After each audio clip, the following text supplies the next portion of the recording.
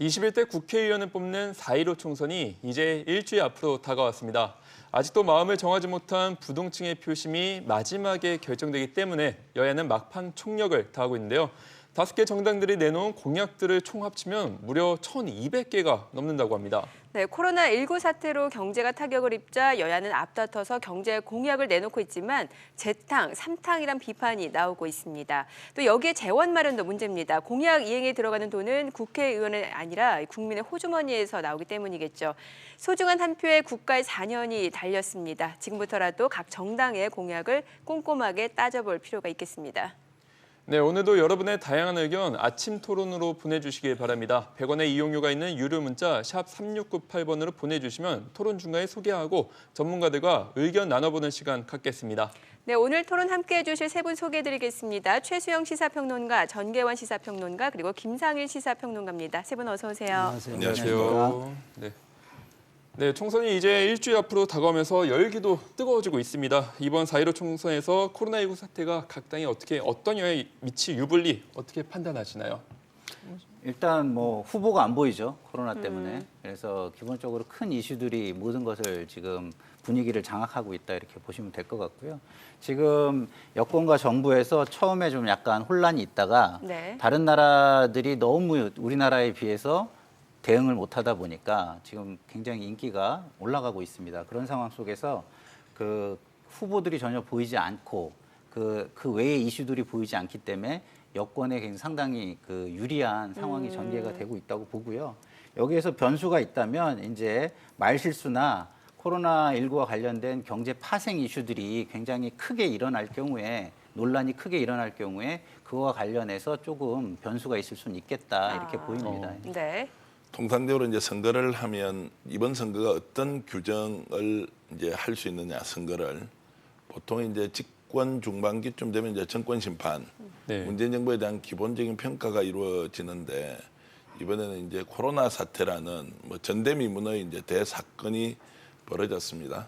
그러다 보니까 정권 심판이냐 야당 심판이냐라고 하는 지금까지 이제 전통적으로 우리가 구분짓던 이런 방식들이 없어지고 코로나라는 지금까지 보지 못했던 사건에 대한 국민들의 평가가 어떨 것이냐 이제 이러면서 조금 전에 이제 김상일 평론가님께서 말씀하셨듯이 다른 이슈가 다 이제 묻혀버리고 오로지 이제 코로나밖에 보이지 않는다 이제 이런 우려. 그러다 보니까 이제 정책 선거는 어디 갔느냐 이런 볼멘 소리가 나오는 것 같습니다. 네. 그러니까 이번 선거가 말씀하신 그대로 산무 선거입니다. 예. 정책도 없고 이슈도 없고 그다음에 이제 후보도 잘 보이지 않는 이른바 네. 산무 선거인데요. 어쨌든 초반은 이제 야권이 좀 유리한 지형이 펼쳐지지 않을까 일반적인 예상이 그랬고 예. 분위기 또한 그랬는데 시간이 지나면서 여권이 이제 이 대응을 코로나 대응을 잘하고 있다. 이러면서 이제 여권은 이제 그 총선 기조를 더 강화할 것으로 보여져요. 그러니까 이제 야당에서는 처음에 정권 심판을 꺼내들었다가 지금은 조국 살리기냐 경제 살리기냐 이렇게 양쪽의 프레임을 다시 걸고 중반전을 나서는데 이제 코로나 표심은 상수가 변수보다는 상수로 봐야 될 것 네네. 같고요. 나머지 아까 김상일 평론가 말씀하신 대로 이제 그런 돌발적인 부분들이 이제 중도층 표심을 얼마나 작을 것인가 이게 남은 관건이 될 것 같습니다. 네. 이 코로나19 사태가 결국에는 이제 총선 그 투표 방법에까지도 영향을 미치는 것 같은데 당장 자가격리자분들이 이제 투표할 수 있는 방법에 대해서 얘기들이 많이 나왔어요. 그런데 이제 선관위가 투표를 위해서 자가격리 일시 해제를 검토한다. 당장 이번 주부터 이제 이틀 동안 사전 투표를 실시하게 되는데 여기에 대해서는 어떤 의견이신지도 궁금해지네요. 정답이 네. 없는 이제 논쟁인데요. 뭐 정답에는 이렇습니다. 자, 국민의 참정권을 보장해 주는 것이 맞느냐? 아니면 자가격리자는 잠재적으로 정상을 가지고 있을 수 있는데 이분들이 그렇지 않은 분들과 투표장에서 만나게 한다는 것. 또는 이분들만 별도의 투표소에서 다 모이게 하면 그중에서도 유증상이 없지만 자가격리로서 정상을 가지고 있을 수도 있는데 이분들을 그러면 만나게 하는 것은 맞느냐?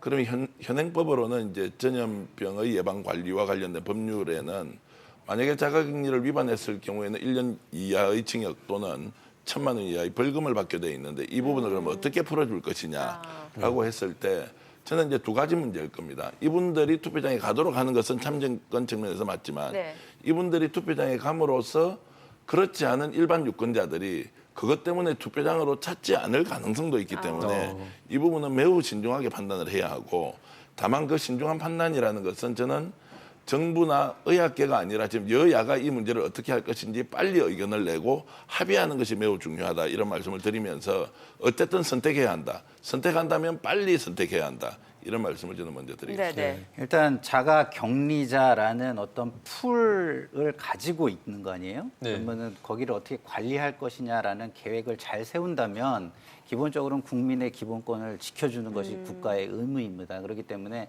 자가격리자도 투표를 할 수 있는 방법을 찾아주는 게 맞고요. 네. 더더군다나 지금 이 질병은 무증상 감염이라는 게 있어요. 그렇기 때문에 자가격리자는 오히려 우리가 통제 안에서 관리를 할 수 있지만 무증상 감염이 있는 상황에서 그 자가격리자 아닌 사람이 만약에 전파를 하는 경우는 어떻게 막을 것이냐 이런 게 있지 않습니까? 그렇기 때문에 사실상 이거는 불확실성의 게임입니다. 그렇기 때문에 지금 뭐 불확실성을 가지고 참정권을 제한하겠다 이런 거 자체가 완전히 막을 수도 없으면서 개인의 기본권을 제한하겠다 이런 거 자체가 사실은 좀 약간 어불성설이죠. 그렇기 때문에 국가가 최대한 안전을 지킬 수 있는 국민의 안전을 지킬 수 있는 방법을 내와서 참정권을 행사하도록 해주는 것이 맞다고 봅니다. 저는 조금 다른 측면인데요.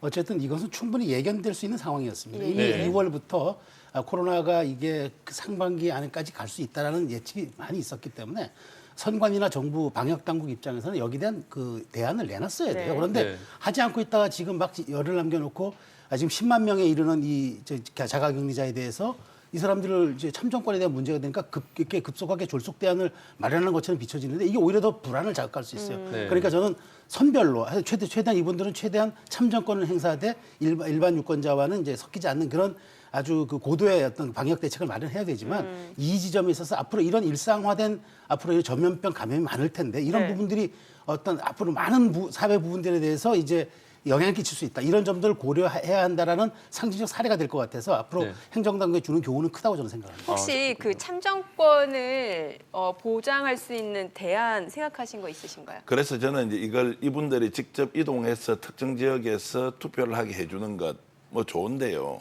그것 자체가 논란이 있다면 저는 이제 지금 우편 투표라는 방법도 있고 가정 내에서 어쨌든 투표할 수 있는 방법이 있으니 그것은 이제 우편 투표 기간이 이미 지났을 것 같은데 특별하게 중앙선관위나 정부 쪽에서 방안을 마련해서 이 자가격리 대상자는 이미 이제 법률적으로 격리 관리 대상자가 되어 있거든요. 그럼 이분들은 집에 등기 우편을 통하든지 뭔가 좀 이동하지 않고서도 참정권을 행사할 수 있는 방법이 있을 테니 비교적 수월한 방법으로 전체 선거에서 미치는 영향은 최소화시키고 국민이 가지고 있는 참정권은 보장해주는 이런 방식에 대한 빠른 선택이 필요하다 이렇게 봅니다. 네. 결국엔 비용이잖아요. 이게. 네. 결국엔 비용이 들어간다면 비용이 너무 많이 드는 게 이제 문제가 되는 거지만 그렇죠. 비용을 쓸 수만 있다면 뭐 할 수 있는 방법은 저는 여러 가지가 있다고 봅니다. 왜냐하면 투표에 의지가 있는지를 일단 확인할 수 있을 것이고요. 예. 의지가 있다면 그 사람의 상태에 따라 가지고 충분한 안내가 가능합니다. 왜냐하면 10만 명이 한 군데로 몰리는 게 아니잖아요. 예. 기본적으로 각 치 자체가 관리를 하고 있고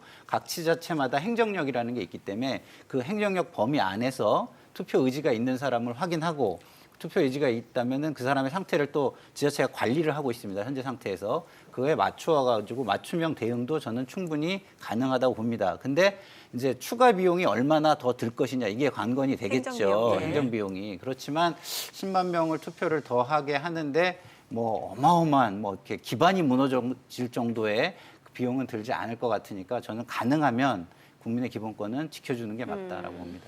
저는 두 분이 잘 말씀하셨기 때문에 짧게 말씀드리면 국가가 해야 할 일 중에 가장 큰 일이 국민의 참정권을 보장해주는 일입니다. 네네. 우리 헌법에 보장되어 있는 문제이기 때문에 그래서 저는 여기에서는 행정편이나 관료적 발상을 다 버려야 된다고 봐요. 그러니까 상상 가능한 한 상상력을 발휘할 수 수단 다 발휘하고 예. 그다음에 비용이라든가 이런 거에 대해 구애받으면 안 되죠. 왜 보편적 복지는 다 구애하면서 참정권 가장 기본적인 인간의 권한에 대해서는 우리가 소홀한다는 측면을 보이면 안 되기 때문에 예. 이 점에 대해서는 저는 어떤 형태로든 그 방법을 강구해야 한다고 저는 생각합니다. 그리고 또 하나는 이게 우리의 의사결정 체계의 가장 밑바탕이에요.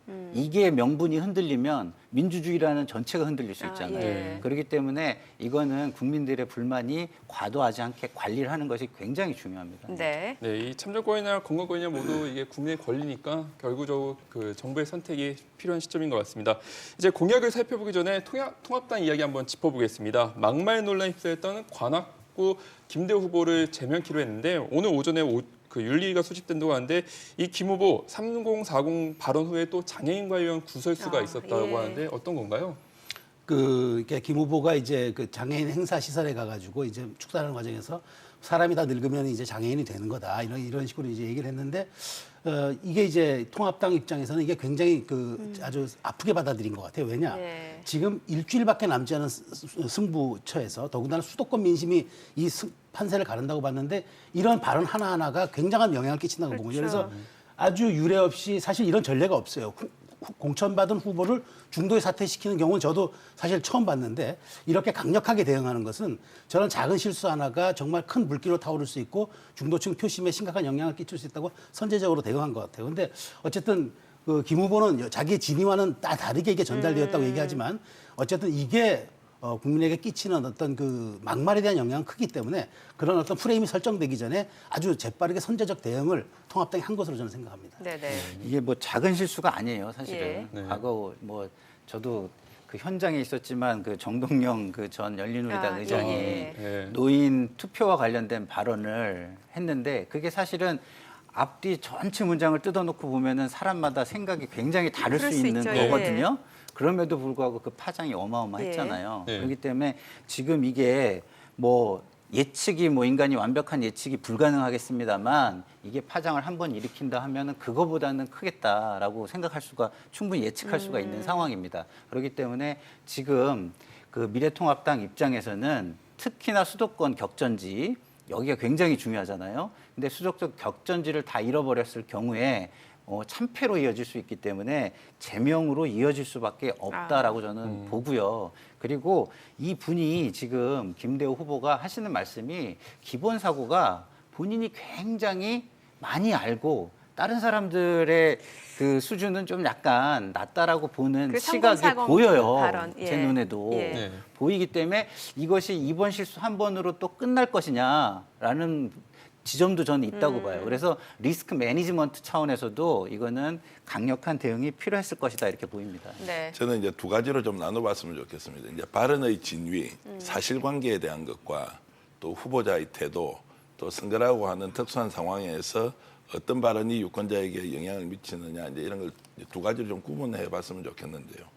발언의 진위만 보면 이렇습니다. 이제 장애인이 1급, 2급, 3급이 있는데 노인도 결국 나이가 들면 힘들어지고 장애를 가질 수 있으니 이분들도 어쨌든 우리가 다목적 공간을 만들면은 노인들도 같이 쓸 수 있도록 하자라는 게 이제 진위였지 이분의 원래 진심이 네. 자 노인은 다 장애인이 됩니다라고 이제 하는 생각을 가지지 않았을 겁니다. 예, 예. 어쨌든 이제 그런 것들이 노인 폄하 발언이 돼버리니 평소 같으면 이런 것도 자 장애인이 될 수도 있습니다라고 했으면 넘어갔을 만한 일. 또 선거 시즌이 아니면 이런 것들은 뭐 그럴 수도 있겠네라고 넘어갔는데 네. 지난번에 이제 30대 중반과 40대는 거대한 무지와 착각을 가진 네. 마치 세대인 것처럼 이렇게 해버리면서 정폭이 되고 장애인 또 노인 폄하 발언까지 이제 이어지니 당으로서는 이제 선거에 치명적인 상처를 입을 수 예. 있다 이렇게 해서 이제 제명 조치를 했는데 어쨌든 유권자들로서는 그분이 이제 말한 내용에 대한 진위는 좀 확인할 필요가 네. 있다 이런 게 첫 번째 드리고요. 더 중요한 것은 조금 전에 평론가님께서 말씀하셨듯이 정치라는 것은 특히 선거 시즌이라는 것은 공급자가 자기 하고 싶은 말을 하는 게 아니고 그렇죠. 유권자의 민심을 어떻게 읽고 이분들이 대한민국의 주권자로서 우리에게 어떤 권한을 위임을 해주느냐에 대한 나름의 이제 정당성을 부여받는 일종의 게임이란 말이에요. 그러면 어떤 경우에도 유권자의 심기가 어떤지, 유권자는 어떤 뜻을 가지고 국가를 만들어 달라고 하는지에 대해서 귀를 기울이고 듣고 거기에서 내가 가진 요만큼의 능력, 역량을 가지고 어떻게 잘 만들어 가겠다는 것을 호소하고 설득해야 되는 게임인데 여기에서 후보자가 마치 가르치는 듯한 태도, 나는 세상의 모든 것을 다 아는 것처럼 이제 이렇게 해버리니 오히려 진위 여부를 떠나서 저 사람은 정치인으로서 저런 태도를 가지고 무슨 정치를 할 수 있느냐라고 하면서 오히려 이제 감정까지 이렇게 덧붙여지면서 이제 공격을 받고 있다 이렇게 보면 될 것 같습니다. 네. 근데 진위라는 거는요 공직 정책자들은요, 그거는 자기가 이야기한 거를 모두 다 알아달라 이런 식으로 할 수는 없는 거예요. 진이라는 거는 받아들이는 사람이 굉장히 다양한데 예. 그 다양한 사람들에게 모두 다 조심할 수 있는, 그리고 보편적일 수 있는 단어를 선택해서 써야 하는 거지. 그래서 공직이 어려운 거지. 예. 그렇지 않으면은 뭐 그 공직에 아무나 다 갈 수 있는 거죠. 그러네요. 예. 이게 제명이 되면 투표를 해도 무효가 되는 거죠. 그렇죠. 네. 네. 네네. 그렇기 때문에 지금 아까 표를 받을 수는 있으나 이제 그 본인 당하고는 완전히 거리를 두는 그렇죠. 상황이기 때문에 그래서 이제 유권자 보수 유권자들 입장에서는 전략적 투표를 이제 할 수밖에 없는 그런 상황이 되어버렸습니다. 아니, 후보 자격이 일단은 당으로 등록을 했기 때문에 그 자격은 박탈이 되는 예. 거니까 만약에 지금 등록 기간도 끝났는데 투표를 할 수 있나는 모르겠어요. 저는 그 무효가 될 것 같아요. 그 선관위에서 이제 얘기하는 것은 일단 당에서 후보 자격을 박탈하면 후보로서도 자격이 자격이 박탈되기 박탈되는 때문에 거니까. 투표 행위 자체가 쉽게 얘기하면 무효가 득표수로 되는 계산이 거예요. 되지 않습니다. 예, 예. 자, 이 발언 논란이 민주당에서도 있었는데 충북 청주 흥덕에 출마한 도종환 후보가 우리가 북한보다 미사일을 더 많이 쏜다. 이거는 어떻게 이해를 해야 될까요? 우리가 더 미사일을 많이 쏘나요? 근데 그건 예. 좀 이 도종환 후보가 굉장히 이건 잘못 인식을 하고 있는데 예. 우리가 지금 뭐 발언을 보면은 실제 우리가 더 뭐 38발인가 뭐 쐈는데 더 많이 쏘고 있다 네네. 이런 얘기를 했는데 이게 참 엄청난 차이가 있어요. 북한이 쏘는 거는 핵탄두를 실은 미사일, 그러니까 이른바 핵 실험의 일환인 거고 우리는 자위권 발동의 네. 한 일환으로서 미사일 훈련하는 거거든요. 근데 이게 더군다나 이제 국무위원을 지내신 분 아닙니까? 아마 본인은 이제 남북 화해 협력 시대에 본인 문화체육관광부 장관으로서 했던 역할과 그런 데서 자기 부정을 하고 싶지는 않았겠지만 그렇다고 해서 대한민국의 국무위원을 지내신 분이 국가 안보에 대한 저는 기본 인식조차 소홀하다는 것은 이번 총선에서 사실 지금 저쪽 지역도 대단히 팽팽한 지역으로 알고 있는데 저 충청권 표심에 좀 상당한 영향을 끼칠 수도 있을 것이다라는 제 생각이 들거든요. 그리고 이런 발언들은 특히나 장관을 지내신 분들이라든가 이렇게 고위공직을 역임하신 분들은 더더군다나 어떤 국가적 정책들을 이야기할 때는 더 신중을 기해한다는 점에서 이번 발언은 대단히 저는 부적절했다. 네. 그렇게 생각합니다. 예. 만약에 이제 남북 관계가 초긴장 상태에서 북한의 이제 미사일 발사를 비롯한 무력 시위 이런 것들이 한창이고 아마 이번 총선이 북한 미사일 문제가 이슈가 돼 있으면 이게 큰일 났을 겁니다. 그러나 어쨌든 코로나라는 사태 아래에 있는 여러 가지 이제 일 중에 하나고 워낙 이제 이 청주 지역이 이제 초박빙의 접전 상황을 이제 보이고 있으니 쉽게 보면 이런 겁니다. 자, 문체부 장관 할 때 북한하고 그만큼 교류 많이 하더니만 문재인 정부 들어서 북한은 결국 미사일만 38발 쐈네. 네. 이게 이제 정우택 후보의 주장이었고 여기에서 이제 반격 또는 이제 반론을 제기하는 과정에서 무슨 소리 하느냐. 청주에 그 F-35 그 전투기를 우리가 배치를 시키고 하면서 오히려 북한은 미사일 더 쏜 거 아니냐라는 이제 얘기를 하면서 국민 정서하고 상당히 동떨어져 있고요. 특히 이제 유엔 제재를 지금 현재 북한이 받고 있지 않습니까? 예. 그 말은 정상 국가에서 군사 훈련을 하는 것과 북한이 유엔 제재를 받고 있는 상황에서 미사일 훈련하는 것은 엄격하게 국제사회가 금지하고 합의되어 있는 내용입니다.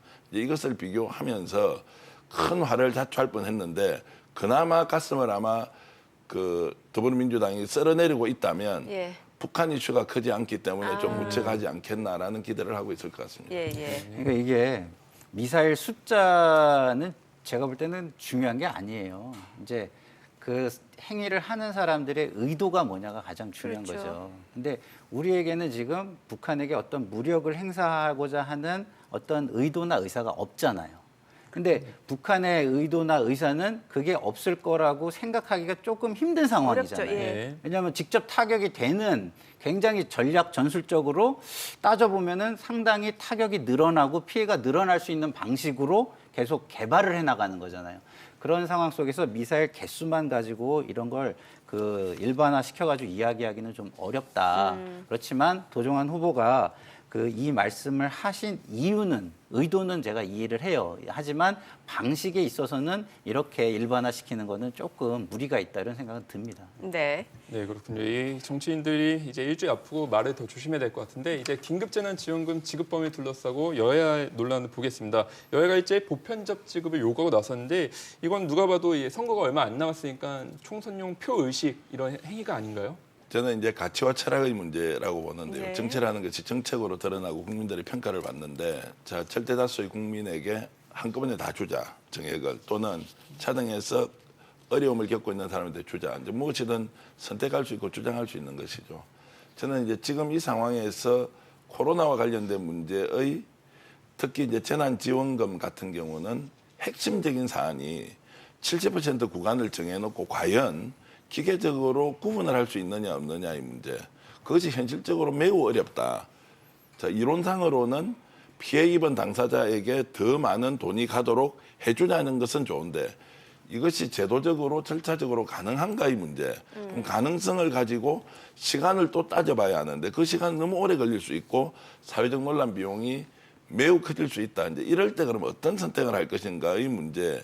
저는 이제 이렇게 보면 보편적 복지의 측면에서 모든 국민에게 무상 교육을 시키듯이 자, 이 문제도 일단 모든 국민들에게 일단 지급을 하고 기억하시는지 모르겠습니다만 우리 5억 이상의 연소득이 있는 사람은 42%의 세금을 일단 네네. 거두고 네. 최저로 1,200만 원쯤 되는 분은 소득세를 6% 거두는 게 있으니 기본적으로 소득이 늘어나면 일단 국가가 재원으로 걷어들일 수 있는 것도 있고 즉 소득이 많을수록 더 많은 돈을 걷어들이는 기능이 있고 딱 그 차액은 그럼 또 어떻게 할 거냐 이 문제는 또 다른 사회적 논의를 통해서 기부를 한다거나 사회연대 기금을 만든다거나 또는 자발적으로 나는 받지 않겠다고 선언을 한다거나 이렇게 하면서 운용의 묘를 좀 발휘해서 이것이 실질적으로 필요한 사람한테 전달되도록 하는 그 내용에 좀 더 집중하자 이런 말씀을 저는 먼저 드리겠습니다. 네네. 근데요, 좀 아까 이제 선택이라는 표현을 우리 전 평론가님께서 주셨는데 그 집권 세력, 그 정부의 운영을 책임지는 책임자는요 선택을 그냥 하는 게 아닙니다. 왜냐하면 자기 걸 가지고 선택하는 게 아니거든요. 국민의 세금, 혈세라고 하죠. 피 같은 돈이 모인 것을 가지고 선택을 하는 거기 때문에 그냥 하는 게 아니에요. 그래서 정책 목표라는 게 명확해야 됩니다. 네. 그러면 정책 목표가 지금 뭐냐는 거예요. 그럼 경제를 활성화하자는 겁니까? 경제를 활성화하자려면 실물 경제가 돌아가야 되는데 코로나19 사태가 끝나지 않으면 실물 경제 절대 돌아가지 않습니다. 기본적으로 인적 자원의 이동이 불가능해요. 그렇죠. 예. 네. 그렇기 때문에 경제 돌아가지 않죠. 그러면 경제 활성화는 못 해요.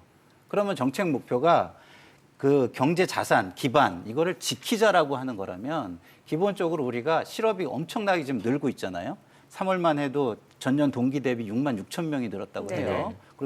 그러면은 이런 식으로 늘어나는 사람들이 사실상은 경제 기반을 무너뜨리는 거거든요. 그럼 이걸 지키려고 하면 이런 피해가 있고 이렇게 추락하는 가게나 기업 이런 거를 지켜주는 쪽으로 정책 목표를 설정하는 게 맞잖아요. 네. 그렇다고 한다면 국민 모두에게 100만 원씩을 준다?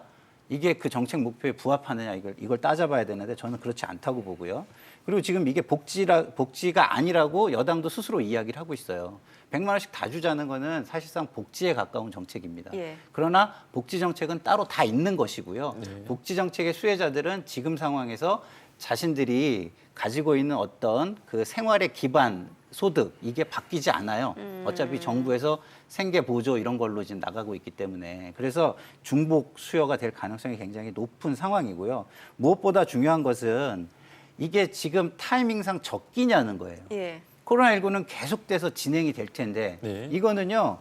그 백신이나 치료제가 없이는요. 경제도 안 돌아갑니다. 질병만 끝낼 수 있는 게 아니라 백신이나 치료제는 지금은 경제의 어떤 위기나 침체도 끝낼 수 있는 유일한 해법이 백신이나 치료제이기 때문에 전 세계가 여기에 매달려야 되는데 그 전에 그럼 어떻게 되겠습니까? 내년 세입이 거의 지금 예측하기가 어려워요. 네. 그렇죠. 지금 법인 이익이 나기가 굉장히 어려운 상황으로 가 있어요, 내년에.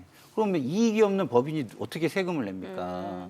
그렇기 때문에 지금 그냥 막연하게 이게 총선을 앞두고 있기 때문에 사람들이 섣불리 합리적인 토론이나 이성적인 토론을 할 수가 없어요. 무서워서. 저도 이런 말 하면서 살짝 두렵습니다. 그러니까 표를 의식하게 되죠. 그렇죠. 예. 그리고 비난을 의식하게 되고. 예. 그렇기 때문에 그런데 적어도 책임 있는 사람이라면 예. 위정자라면 이런 부분에 대해서 물론 총선까지는 어쩔 수 없다고 하더라도 총선 이후에는 이성적으로 돌아올 필요가 있다. 이런 생각이 듭니다. 이러다 보니까 유승민 의원이 굉장히 쓴소리를 했는데 그 허경영 있는 국가혁명 배당금당을 닮아가는 거 아니냐 이렇게 얘기를 그렇죠. 했어요. 이건 뭐 민주당, 통합당 다 포함이 된 거잖아요. 그러니까 지금 이게 그 유승민 대표가 사실 이렇게 얘기하는 것은 이렇게 얼핏 보면은 이렇게 이 야당 내에서 파열음이 그 지도부에서 파열음이 생기는 거 아니냐고 보는데 저는 그렇게 보지는 않아요. 그러니까 다만 유승민 의원은 경제 정책에 있어서 원칙주의자거든요. 네네. 그다음에 그러다 보니까 말씀하신 대로 지금 이렇게 그 코로나가 언제 끝날지도 모르는 상황에서 이렇게 계속 긴급성으로 지원하다 보면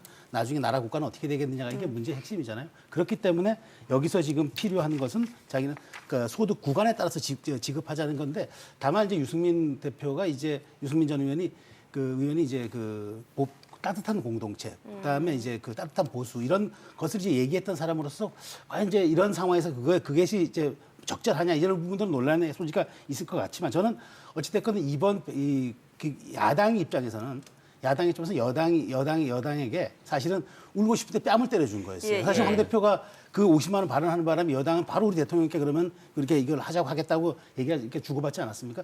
그런 점에서 제가 보기엔 유승민 대표가 지금 고민하는 시점은 아마 총선까지는 이렇게 갈 수밖에 없다고 치더라도 앞으로 그러면 이 총선 이후의 경제 정책은 어떻게 갈 것이냐? 그러면 언제까지 추경 긴급으로만 이 사태를 진화할 것이냐? 여기에 대한 저는 원론적 문제를 제기했다고 보기 예. 때문에 어쨌든 이 제안도 정치권에서 국회가 개원된다면 상당히 무겁게 받아들이고 앞으로 좀 경제 정책에 대한 변환, 기조 정책 이런 것들을 좀 전환시키는 방향들을 좀 고민해 봐야 한다고 저는 생각합니다. 네네. 네, 그렇군요.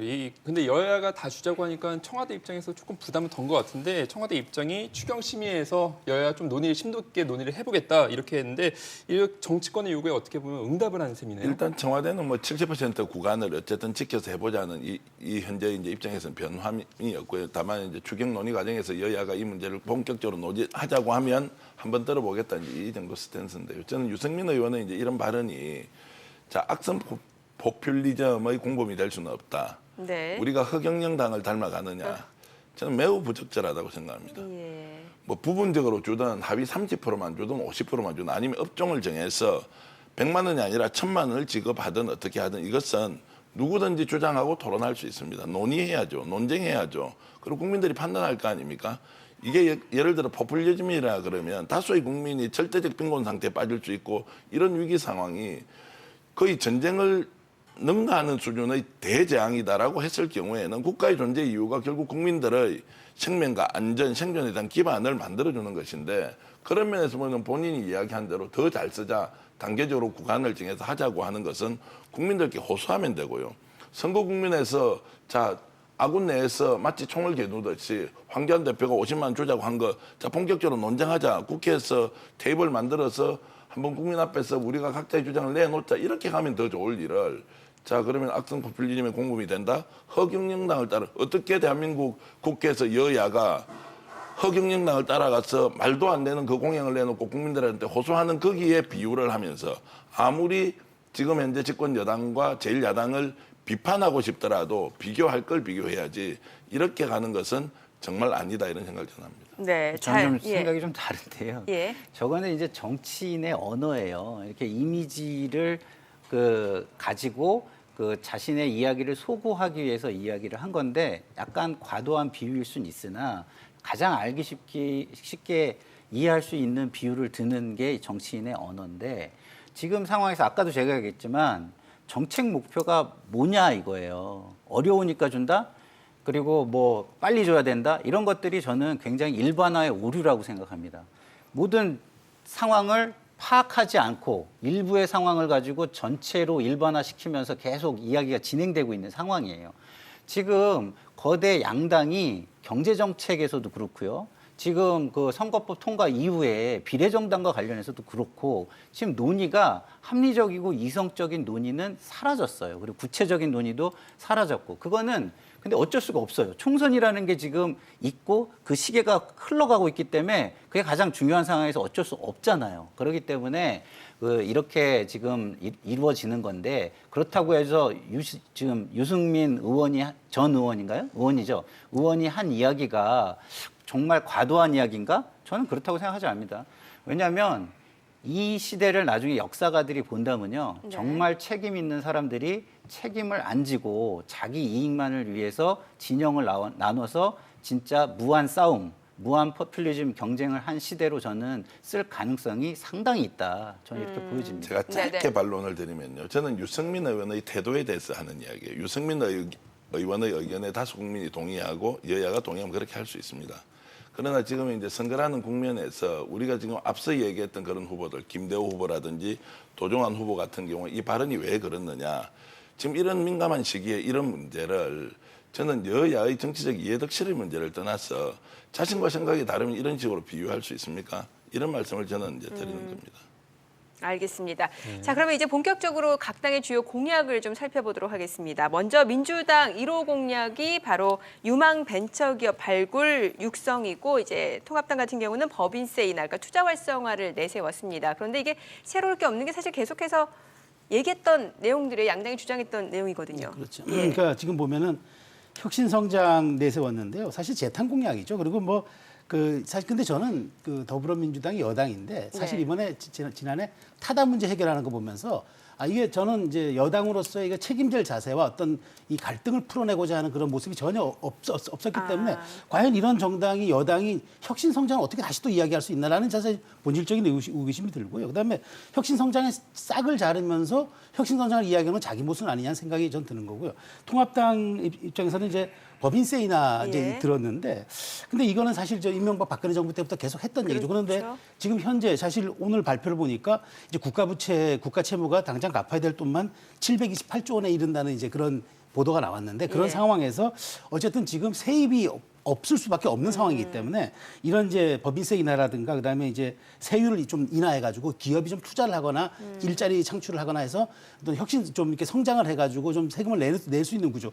그렇지 않으면 과연 지금 이렇게 계속 좀 전에도 말씀드린 것처럼 이렇게 많은 이게 이제 지출들이 따르면서 국가가 앞으로 이 많은 재정 건전성을 어떻게 감당할 것인지 이 점에 대해서 좀 차라리 그걸 좀 고민하고 그걸 논의하는 양당의 공약이 나오는 게 전 더 효율적이지 않았을까, 또 국민의 동의를 얻지 않았을까 그런 생각입니다. 네네. 재정 건전성이라는 말도 굉장히 일반화된 말이에요. 이게 그러니까 빚이 두 가지 종류가 있는 거거든요.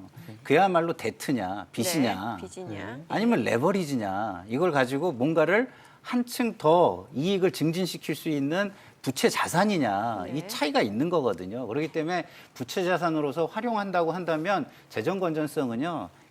회복이 언제든지 가능한 겁니다. 그렇기 때문에 그거를 일반화해서 얘기하기는 굉장히 어려운 건데 일단은 저는 민주당의 공약은 괜찮다고 봐요. 네. 왜냐하면 나가야 될 방향이거든요. 그리고 그게 지금 우리가 그만큼 성과를 못 내고 있다고 해가지고 그러면 방향을 포기해야 되느냐 그건 아니기 때문에 방향을 제시하는 측면에서는 이런 공약을 내놓는 게 맞고요. 지금 우리나라의 경제 지금 상황은 소위 말하는 혁신 성장을 통해서 산업의 구조를 변화시키고 네. 산업 체질 개선을 하고 그다음에 신성장을 할 수 있는 산업을 발굴해내지 않으면 앞으로 나가기 어렵다는 건 누구나 알고 있는 거예요. 그렇기 때문에 그 해법을 유망 벤처기업 발굴해서 찾아야 된다. 이건 맞아요. 방향성은. 이거 말고 그러면 다른 얘기를 한번 누구 보고 해봐라 하면은 할 수 있는 사람이 제가 볼 때 별로 많지 않거든요. 그렇기 때문에 이거는 뭐 방향성은 맞는데 이 현실을 변화시키려면은 수반돼야 되는 건 이제 능력인 거죠. 성과로 이어가게 할 수 있는 능력인 건데 그래서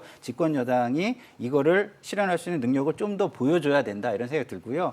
야당의 공약, 법인세 인하야말로 이게 굉장히 과거로 회귀하는 공약이고 실체가 없는 공약입니다. 이게 이게 이렇게 된다고 해가지고 그러면 우리의 삶의 질이 나아지고 경제가 진짜 뭐 더 나아질지 이거 굉장히 알기 어렵거든요. 오히려 벤처 기업 발굴 육성에 같이 뛰어들어서 외국처럼 그 벤처 펀드 있잖아요. 예, 예. 그런 원스톱 서비스 이런 거를 개발하는 것이 더 나은 거 아닌가 이런 생각이 듭니다. 네. 근데 이 법인세와 관련해서는 사실 우리나라가 글로벌 이야기 조금 거꾸로 간다는 얘기가 그동안 많이 지적이 됐던 부분이 있었기 때문에 이 부분에 대한 논란은 분명히 있을 것 같아요. 이제 대한민국의 특수성에 맞는 예. 이제 법인세율이 얼마인지는 좀 따져보고 논쟁을 해야 되겠죠. 그러나 네. 지금 현재까지는 대한민국 그 기업들이 법인세가 한 20%에서 25% 구간 안에 있는 것에 그것 때문에 대한민국을 떠나겠다 이런 것보다는 오히려 다른 규제가 너무 많다. 정상적인 경제 활동을 하는데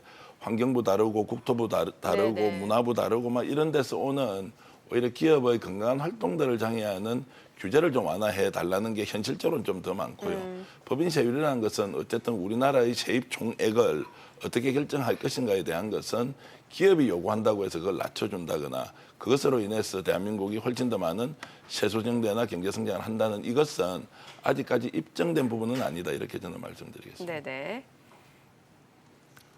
네, 각 당에서 코로나19 관련 공약도 내놨는데요. 이 주요 정당에서는 질병관리본부를 질병관리청으로 한 단계 승격시키자고 했는데 이게 과거에도 논의가 나왔는데 결국 무산된 내용 그렇죠. 아닌가요? 과거에도 이제 질병관리 이제 본부를 청으로 하겠다. 근데 사실 지금 질병관리본부가 된 게 2003년 이제 사스 때 이후에 이제 이게 바뀐 거거든요. 그런데 청으로 올라가느냐 아니냐는 이게 저는 본질적인 논쟁이 중요하지 않다고 생각해요. 네네. 왜냐하면 독립기구화 시킨다는 게 무슨 큰 의미가 있습니까? 실제로 그 기구가 그만한 역량과 전문성을 담보해서 즉각적이고 실효적인 대응을 할 수 있느냐에 초점이 맞춰져야지 이걸 그냥 청으로 놓는다 그래서 사실 아무런 힘과 제도적 역량을 실어주지 않고 청으로 독립시킨다? 사실 이거는 보여주기식 전시행정밖에 네. 저는 안 된다고 봐요. 그러나 이제 코로나19 전국이다 보니까 각 정당이 저렇게 청으로 독립시키자 이런 얘기가 나오는데 저는 오히려 내부 역량을 강화시키는 방법, 그것을 법으로 제도화시키고 시스템화시키는 방법을 오히려 각 정당들이 내놓는 게 더 효과적이다. 이건 사실은 표를 의식한 굉장히 말하자면은 좀 약간 포퓰리즘적 성격이 네. 있는 것이죠. 중요한 건 내실이다. 저 그 말씀 드리고 싶습니다. 네네. 근데 우리가 계속해서 한 5년에 한 번씩 이런 질병이 지금 오고 있는 상황이잖아요. 그리고 병원의 병원 자체가 병의 원인 자체가 굉장히 영리하게 지금 변하고 있어요. 앞으로는 또 어떤 질병이 올지 몰라요. 그렇기 때문에 이 부분을 강화한다는 측면에서는 충분히 낼 수 있는 공약이라고 저는 생각을 하고요. 그런 차원에서 이렇게 자기 결정권과 자기 조직, 자기 예산을 이렇게 준다. 이런 네. 것은 저는 기본적으로 찬성을 하는 입장입니다. 예. 자, 그리고 또 첨예하게 대립될 수 있는 부분 중 하나가 이 사법개혁 그리고 공수처 폐지 이 부분 좀 짚어볼게요. 민주당에서는 사법개혁 완수 그리고 통합당에서는 공수처 폐지를 공약으로 내세웠는데 여기에 통합당은 더해서 검찰총장 임기를 6년으로 늘리자라고 했어요. 이러면은 어느 당이 다수당이 되느냐에 따라서 포스트 입법 전쟁이 예고될 수밖에 없는 상황이거든요. 지금 이 문제 때문에 이제 여야가 선거 결과를 달리 가져올 수 있느냐 이런 이슈는 지금 아닌 것 같습니다. 예. 일단 코로나 전국에 그것보다 훨씬 더 중요한 경제 이슈도 있고 또 공수처법과 관련해서는 실제로 여론조사를 해보면 국민들의 관심도가 그렇게 높지 않고 지금은, 예. 오히려 상층 단위에서 권력기관을 어떻게 권한 분산을 하느냐 마느냐 이제 이런 쪽으로 가 있기 때문에 오히려 국민들 관심들은 좀 떨어지는 것 같고요. 다만 선거 결과에 따라서 다수 정당 특히 과반 정당이 나오는 상황이 있으면 당연히 이제 이 문제를 집중적으로 내놓고 정당의 힘으로 어쨌든 법 개정을 하거나 또는 강행을 하거나 이렇게 이제 할 것으로 보이고 지금 현재 상황에서는 이 이슈가 선거 전체를 좌지우지할 만한 그런 이제 문제거리는 아니다 이렇게 저는 보고 있습니다. 네네. 근데 이게 미래통합당의 공약이요. 저는 이게 정말 민심을 좀 선동하고 자극하기 위한 걸로 뿐이 안 보여요. 이게 2년을 6년으로 늘린다? 그러면 이게 대통령 임기보다도 더 길어지고 기네요. 예. 국회의원들의 임기보다 더 길어지는데 그러면 소위 말하는 민주적 통제라는 거는 가능하겠습니까? 제가 볼 때는 그러지 않아도 지금 어마어마한 권력을 가지고 있다는 건 사실이잖아요. 지금 청와대의 재앙적 권력도 개혁을 해야 되지만 검찰 권력도 개혁을 해야 된다는 거는 맞는 얘기인데 이거를 6년으로 늘리겠다? 너무나 무책임한 이야기예요. 그래서 이렇기 때문에 국민들이 지금 현 정부와 정권이 조금 많은 실수를 하는 모습을 보여도 대안 세력을 전혀 찾지 못하기 때문에 다른 쪽으로 표를 네. 주기가 힘든 상황이라는 걸 조금 더 자각했으면 좋겠다 이런 생각이 드네요. 저는 짧게 한 말씀 드릴게요. 예. 그러니까 저는 21대 국회가 굉장히 우려가 돼요. 21대 국회가 정말 저는 극한 검찰 대립 국회가 될 거로 봅니다. 예, 그러니까 예. 열린민주당은 아예 검찰 개혁을 당론으로 내걸었잖아요. 그렇죠. 자, 예. 그렇다면은 저는 사법부가 과연 논쟁의 중심에 서는 게 이게 민주주의 가치에 맞느냐. 저는 이런 점에서 굉장히 21대 국회가 최악으로 가는 걸 막기 위해서라도 예. 국민들께서는 각 정당의 이런 부분들을 유심히 보셔야 돼요. 예. 그래야만 21대 국회가 20대 국회보다도 더 최악의 국회가 되지 않을 거라는 그 말씀을 들을 수 있을 겁니다. 저는 꼼꼼히 보고 예. 21대 국회가 개원하자마자 검찰 전쟁이 되는 거 저는 이거는 굉장히 바람직하지 않다고 생각을 합니다. 그렇죠. 법조계가 어떻게 보면 또 다른 변수가 되는데 근데 이 공약을 보면은 야권은 이 공약을 통해서 조국 전 법무부 장관을 소환하고 있습니다. 이번 공약이 예년에 비해 입시공에 나온 게 조국 전 장관의 어떤 여파 때문이다 이런 말도 있는데 이게 조국 전 장관이라는 요인이 총선에 영향을 많이 미칠까요? 저는 상당히 영향을 끼친다고 봅니다. 그러니까 야당이 지금 바로 중간에 조국 살리기냐 경제 살리기냐 이 프레임을 꺼내 들었던 거거든요. 그러니까 지금 20대들이 결국은 이제 세대별 투표를 놓고 본다면 과연 20대가 공정 정의라는 가치라는 측면에서 조국 전 장관에 대한 이 소환을 떠올린다면은 굉장히 여기에 대해서 부정적인 투표 행위로 나타날 수가 있고 또 열린민주당이 아예 조국 장관을 살려야 되겠다는 부활을 얘기하고 있잖아요. 이 점이 사실 남은 한 지금 15%나 20%로 추산되는 중도층의 표심에 일주일 남겨놓고 상당히 전 영향을 끼칠 수가 있다. 그런 점에서 야당은 굉장히 전략적 선택을 했다. 저는 이렇게 생각이 됩니다. 네네. 저는 조금 의견이 다른데요. 우리가 보통 주식시장에 이미 일어날 과거의 일이 반영되었다 이런 표현 한 번씩 하지 않습니까? 저는 이제 조국 이슈 문제는 여당을 찍든 야당을 찍든 이미 표심에는 다 반영이 된 것 같고 지금은 사실 미래통합당이 조국 이슈를 들고 나옴으로써 약간 느닷없다거나 또는 지나간 유행가를 가지고 한 판 더 붙으려고 하는 거 아니냐 이렇게 해서 오히려 이슈 선점에서는 조금 불리한 것 아니냐 이런 생각을 저는 했고요. 결국 이제 말씀하신 대로 중요한 것은 중도층인데 오늘 한 여론조사를 보니까 대체로 투표장에 가겠다는 분의 70% 정도는 이미 어떤 정당을 찍을지 결정을 다 했고 네. 아직까지 한 열흘 정도 상황을 보고 찍겠다는 분이 한 30% 되는 것 같습니다. 그럼 이분들의 표심을 얻기 위해서 마지막에 여든 야든 이제 중요한 이슈 또는 본인들이 밀어붙이는 히든 카드를 가지고 승부를 해야 하는데 과연 조국 이슈가 조국 전 장관이 해왔던 그 행태에 대한 국민들의 비판 여론이 실제 선거에 어느 정도 지금 영향을 미칠 것이냐. 저는 다 반영된 것으로 보고요. 오히려 지금이라도 미래통합당의 경우에는 미래를 가지고 본인들이 집권하면은 경제 문제에 대해서 북한 문제에 대해서 대중국 외교 문제에 대해서 코로나 문제에 대해서 어떻게 대응하겠다는 차별적인 정책을 가지고 국민들에게 호소하는 것이 더 효과적이지 않겠느냐 이런 생각을 저는 하고 있습니다. 저는 어쨌든 지금 양 지지층은 판단이 끝났다고 보지만 네네. 중도층은 굉장히 판단을 어느 정도 유보하고 있을 거예요. 그렇죠. 그러면 중도층을 흔들 만한 이슈를 가지고 와야 되잖아요. 네. 그런 입장에서 그 야당이 선택할 수 있는 이슈는 조국하고 경제뿐이 없다고는 봐요. 근데 그렇지만 그 이슈를 가지고 중도층을 흔들려면 본인들한테 표가 올 수 있게끔 뭔가를 보여줘야 되거든요. 예. 어떻게 하겠다?